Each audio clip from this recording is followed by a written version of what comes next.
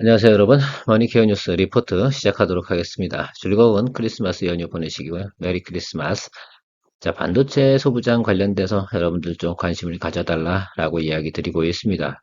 SK 하이닉스나 삼성전자는 사기가 부담스러우신 분들은 당연히 소부장 쪽으로 가시는 게 맞겠죠. 수익성은 사실은 그 단기적인 움직임이나 가볍게 누르고 막 쏠림 현상 이런 것들은 소부장 쪽이 훨씬 더 좋기 때문에 그중에서 제가 며칠 전 리포트 드렸잖아요. 반도체 소재 쪽에 대해서 좀 더 관심을 많이 가져주시면 괜찮을 것 같다. 왜냐? 전방업체의 사업 사이클이 상당히 좋아졌다. 업황 개선이다. 그거만 포커스로 좀 갔으면 좋겠다. 테마를 좀 따라가는 건 뒷부분에 조금 이야기 드릴 텐데 별도로 기술적으로 좀 스터디를 하고 가시는 것이 상당히 좋겠다라는 말씀 드리도록 하겠습니다. 두 번째 주제는 오늘 핵심 주제이긴 한데요. 보령과 HK이노엔이 협업을 시작을 했습니다. 상당히 시너지 효과가 좋을 것 같고요.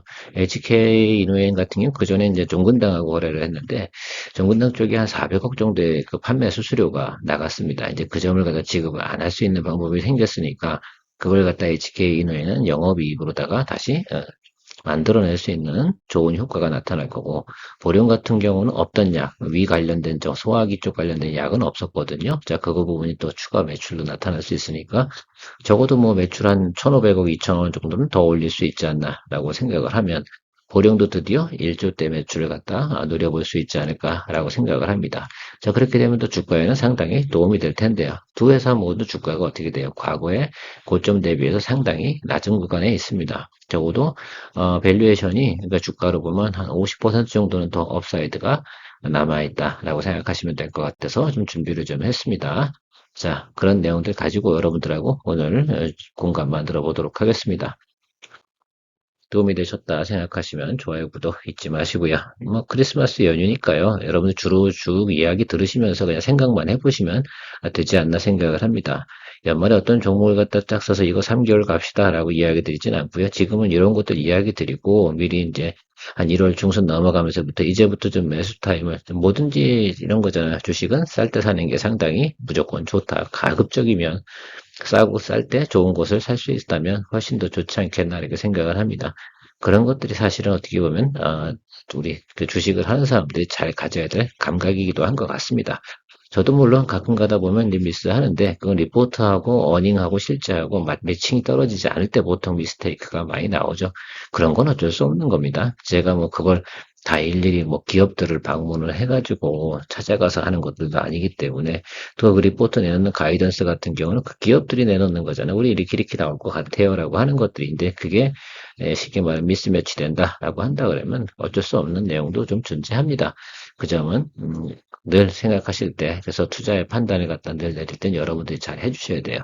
자, 반도체 소부장 중에 소재 쪽 괜찮고요. 새롭게 뜨고 있는 AI 온 디바이스 쪽 관련된 것도 좀 많이 보셔야 되니까 HBM 온 디바이스 이쪽 보셔야 되고 CXL 이쪽 관련돼서 좀 보셔야 됩니다. 지금 오른쪽 상단에 보이는 저 그림이 삼성전자에서 이번에 내는 CXL 메모리 칩 뭐 이렇게 반도체라고 합니다. 저걸 또 하려고 그러면 뭐 새롭게 또 검사도 해야 되고 뭐 저게 또 유행하면서 어떻게 됩니까? 예, 새로운 또 디바이스 제품들이 앞으로 출시될 것이다 라고 하고 있습니다. 그거 관련돼서 오늘도 보면 TLB 오르죠. 코리아 서킷 오르죠. 가온칩스 오르죠. 아주 난리도 아닙니다. 그래서 어떤 걸 잡아당겨야 될지 주가가 하루에 20%씩 올라대는 것들은 이건 기술적으로 검증해내기가 어렵습니다. 여러분 다 알고 계시잖아요. 길목 잡고 지키던 사람들 아니면 못 들어가는 것들이거든요. 그러니까 그냥 오른 건 올랐나 보다라고 생각하셔야 됩니다. 제가 리포트 드려서 종목 잡은 것들도 꽤 많이 올랐잖아요. 참 여담인데 오늘 저 크리스마스 선물로 레뷰 코퍼레이션 어제 오늘 합쳐서 30% 이상 올랐습니다. 좋은 수익 내신 분이 한 분 계시더라고요. 축하드리고요. 분노하지 마시고 착실하게 수익 내시면 되지 않을까라고 생각을 합니다. 제가 JW 중해제약 같은 경우도 여러분들한테 수익 관리 좀 해주세요라고 어제 커뮤니티 게시판에 올렸는데 게시판도 좀 자주 보시면 큰 도움 되지 않나 생각을 합니다. 저도 틈틈이 이제 시간 날 때마다 하긴 하는데 어떻게 뭐 다들 알려드릴 수는 없고 중요한 부분들 제가 파악한 부분들은 계속 이야기하고 있습니다. 자, 반도체 업황 다시 돌아와서요. 반도체 왜 좋냐고요? 뭐 당연하죠. 뭐 낸드 플래시 가격 올라가니까. 그쵸? 예. 그런 뉴스가 나오고 있고요. 실제로 가격이 올랐고요. 내년도에는 현재보다 한 50% 정도는 더 올라갈 것이다. 라는 것들이죠. 자, 그럼 50% 정도 올라간다 그러면 뭡니까? 그게 다 자, 지금 정도가 어떻게 돼요? 영업이익이 2분파 정도 되니까 어떻게 됩니까? 나중에, 그죠? 올라가겠죠. 한 50% 영업이익이 늘어난다 그러면 우리 전방업체인 삼성전자와 SK하이닉스는 당연히 영업이익이 사실 커지겠죠. 아마 2조 정도 원을 SK하이닉스 같은 경우는 이쪽 낸드 쪽에서 손실이 났다고 하거든요. 근데 이 부분이 다 플러스로 전환된다 그러면 그게 영업이익 아니겠습니까? 그럼 뭐 주식은 주가로 봐줘야죠. 그러니까 내년 한 3분기까지는 삼성전자나 SK하이닉스 보유하신 분들은 던진다는 생각은 하지 않는 것이 중요하지 않을까? 누가 삼성전자나 SK하이닉스하고 단타 칩니까? 그러려고 그러면 소부장 하시는 게 낫다. 이런 말씀을 좀 드리도록 하겠습니다. 어쨌든 낸드 플래시 가격이 상승하는 것들이 상당히 시장한테는 업황 개선에 영향을 미치고요. 저 부분들 때문에 대부분의 지금 메모리 관련된 업체들이 다 주가가 갑자기 급등하기도 하고 이렇게 또 움직인다 생각하시면 될 것 같습니다.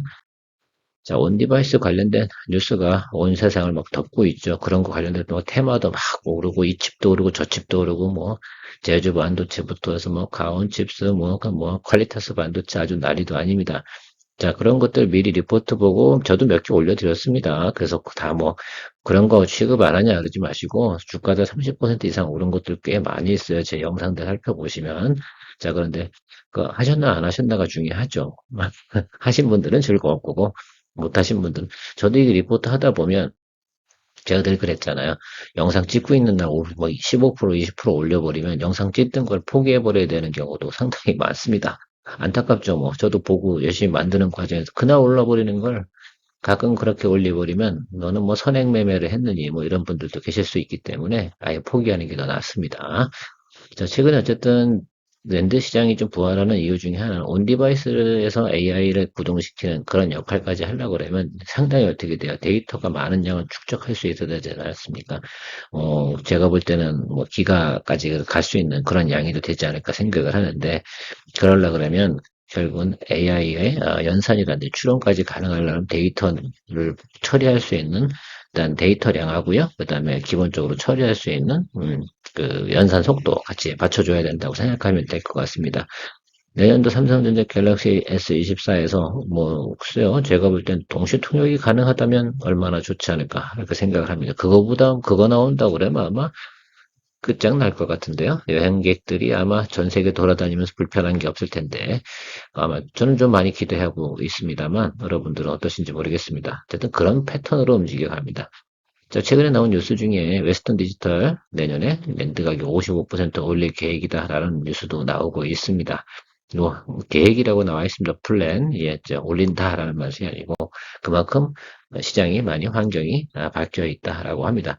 그때 가서 안 올려도 말입니다. 주가는 이미 다 반영했을 거예요. 그런 점을 좀 생각해 보시라 이겁니다. 반도체 중에 소부장 많이 보시라고 했고요. 그 다음에 HBM 중엔 뭐 고용 SFA 반도체가 최근에 많이 떴습니다. 제가 고용 리포트 하다가 그냥 주가가 20% 이상 찔러버리는 바람에 손도 못 대고 그냥 리포트도 못 올리고 자료 열심히 준비한 거 말입니다. 일도 여러분들한테 스피치 못했습니다. 안타깝죠. 네오셈도 마찬가지입니다. 그렇잖아요.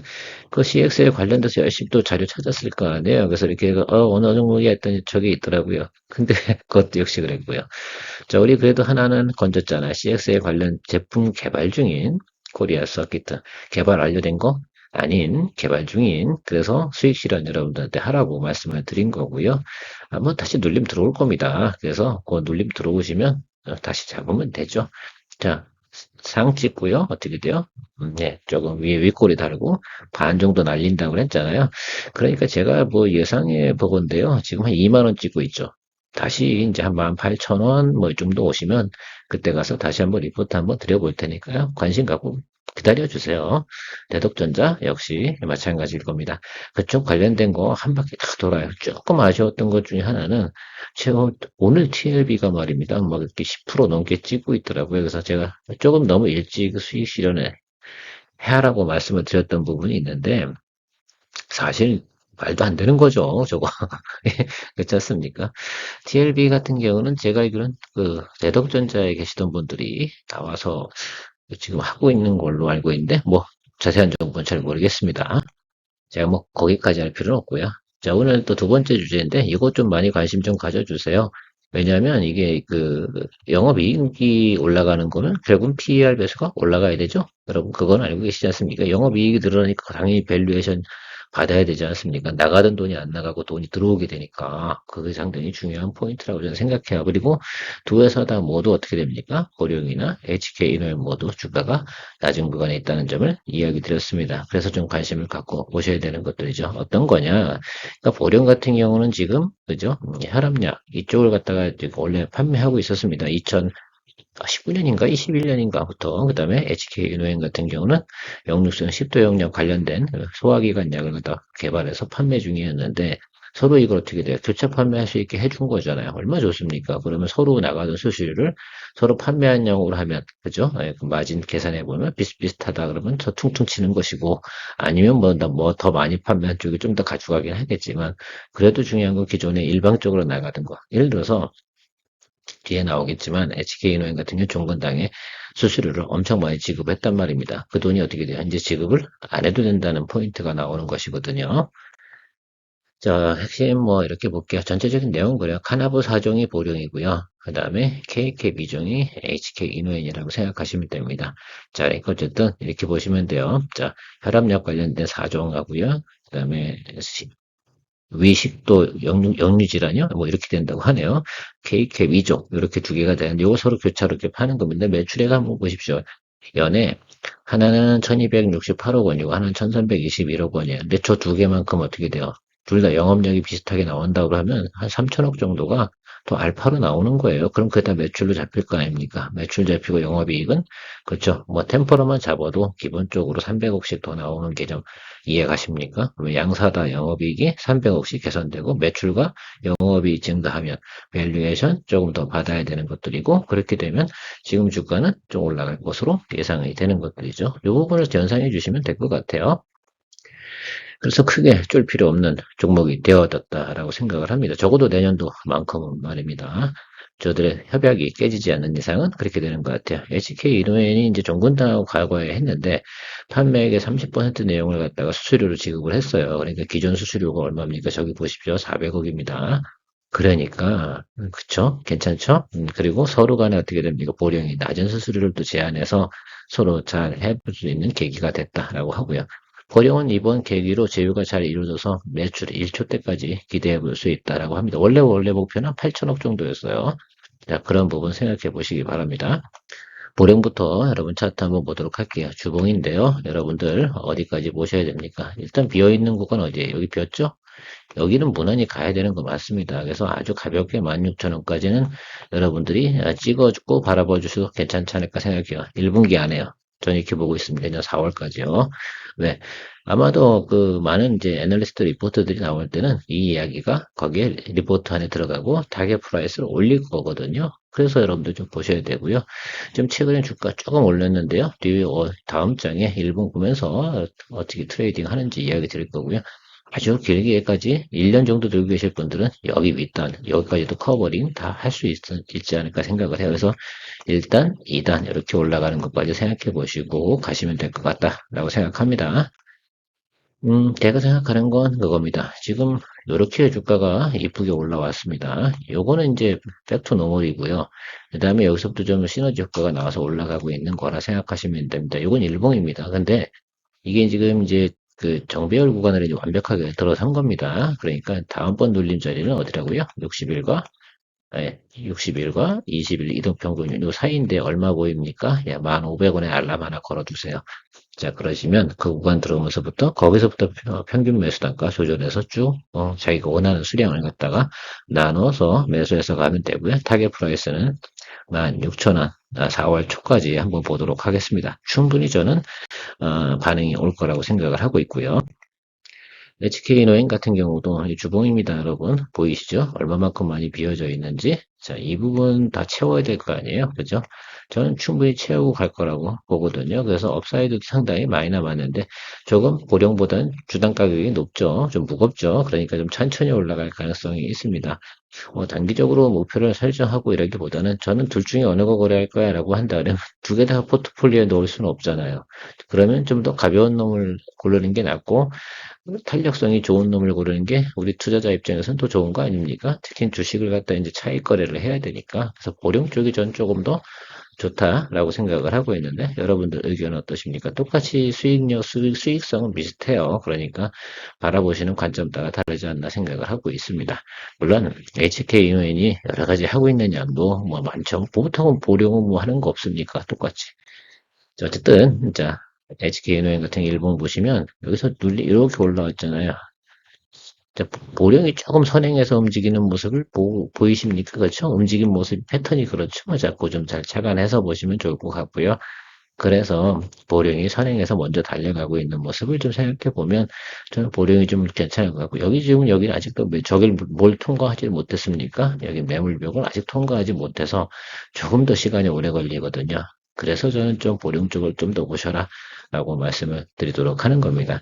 똑같은 내용을 가지고요. 어느 쪽을 바라보는 건 본인의 투자의 판단에 대해서 생각해 보시라 말씀을 드리는 겁니다.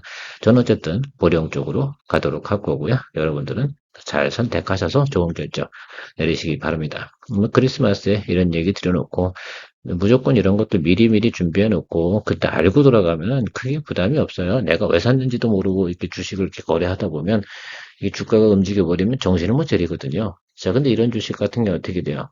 전년 대비해서 매출이 늘어날 부분이 확실히 보이잖아요. 다른 것들은 본전만 추고 나무 요것만 더라도 이건 무조건 플러스 알파인데요. 뭐 그러니까 그런 내용들 가지고 있으면 주가가 조금 늘려도 내가 더 매수해 줄 수 있는 생각이 좀 있을 거고요. 매크로 지표 내년도 1분기 때 크게 깨질 만한 이유는 없거든요. 2분기가 제일 위험해요. 4월 말 중순 이후부터가 아마 제가 볼 때는 여러 가지 매크로 지표 한 번은 혼돈이 좀 오지 않을까 생각을 하고 있습니다. 대부분 3월달, 4월달 넘어가는 지표가 그닥 좋지는 않거든요. 그래서 그런 거만 고민하시고요. 지금 일단 가는 게 맞다라고 생각을 하고 있습니다. 빈 공간 많은 보령, 탄력이 좋은 보령, 많은 강조 정해봤습니다. 좋은 판단 내리시기 바라고요. 즐거운 크리스마스 연휴 잘 보내시기 바랍니다. 다음 주 화요일 날 만나 뵙도록 하겠습니다. 좋은 연휴 되십시오. 감사합니다.